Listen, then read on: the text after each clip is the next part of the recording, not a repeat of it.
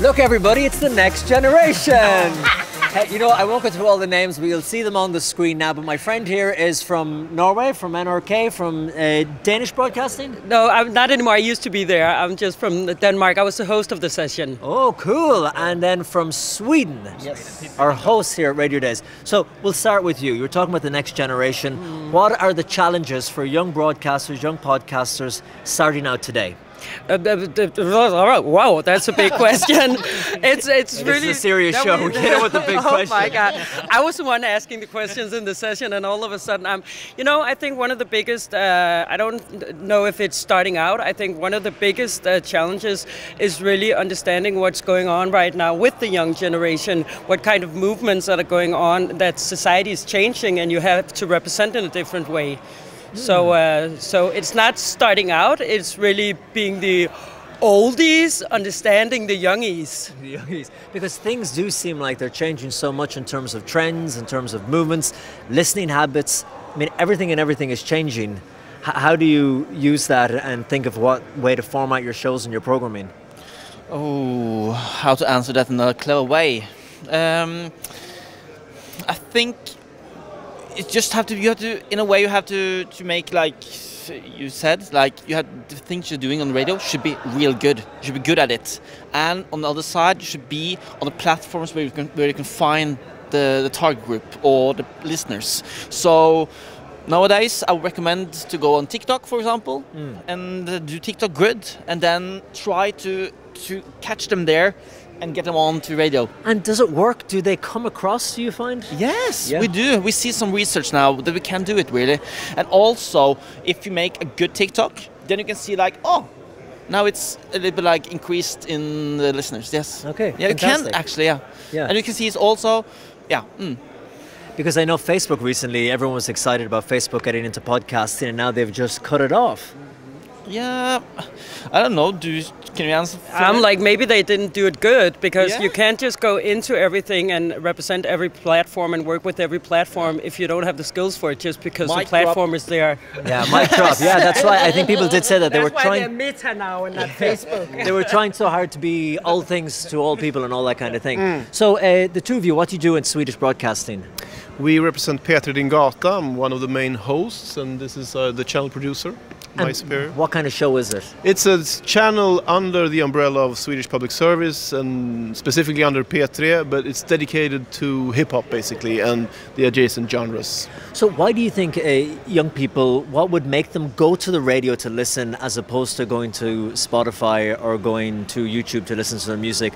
What do you think in today's world in 2022 would bring them to the on-air FM? That's the million-dollar question, isn't it? Yeah. I mean, for me personally, what I do in my live show is that I try to inject a human presence into the music, that I try to give something that you cannot get on the streaming platforms, or something that you also really cannot get when you choose specifically yourself what to listen to. So the music is there, the music is the main focus, but I'm also there, and we hosts are also there, and we give them not taking the listener by the hand, but inserting energy into the listening experience, and also giving them this mixture. I mean, all radio, I think, aims for this. All music radio aims for this. That give them the stuff that they recognize. That if they turn on, they're like, okay, I love this song. But also give them something that they didn't expect, but that fits in and that feels natural and gives them. I mean, to let them explore new stuff through a curation, through another person, and hopefully, when you build a loyal audience, they start to trust you, and they're like, okay, if they say it's good, I'll probably like it. It must be good. And is it live? Live. So that's another 3 hours per day. For me, we do more live on the channel. We're live all the time. And do you find, because it's part of the public service broadcast, Yes. or under the umbrella, often public service broadcasters are accused of putting maybe all the resources and money into things like news or live events, and music programming can sometimes get chop. How do you find it getting support from the public broadcaster for what you do, for music, for youth programming?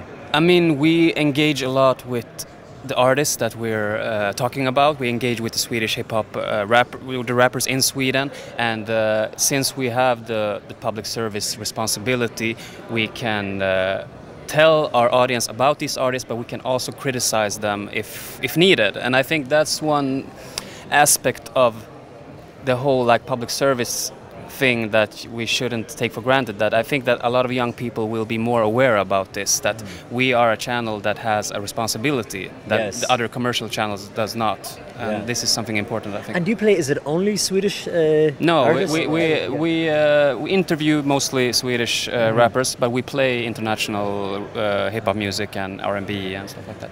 Because that's another criticism of national stations in smaller countries, that they don't play enough of their own artists.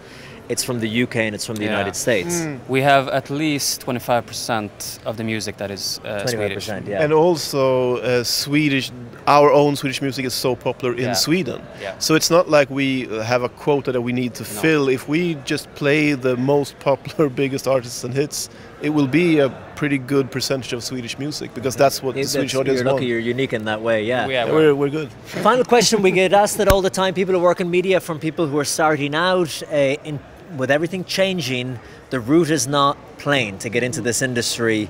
What do you tell young people when they say, what's advice can you give me for getting into radio or television? Work hard, really. You should always practice, be good at it. Like we always say, like you have to be good at what you're doing, then you're gonna make it, I think. And I'm very open to, or I think you should be very open to, that you can work on all platforms. So look into gaming, look into TV, look into series, look into all kind of storytelling, radio, because the platform is not really important right now. It's about the story. You want to be able to tell a story that connects people. That's so great. Thank you so much, guys. Thank you.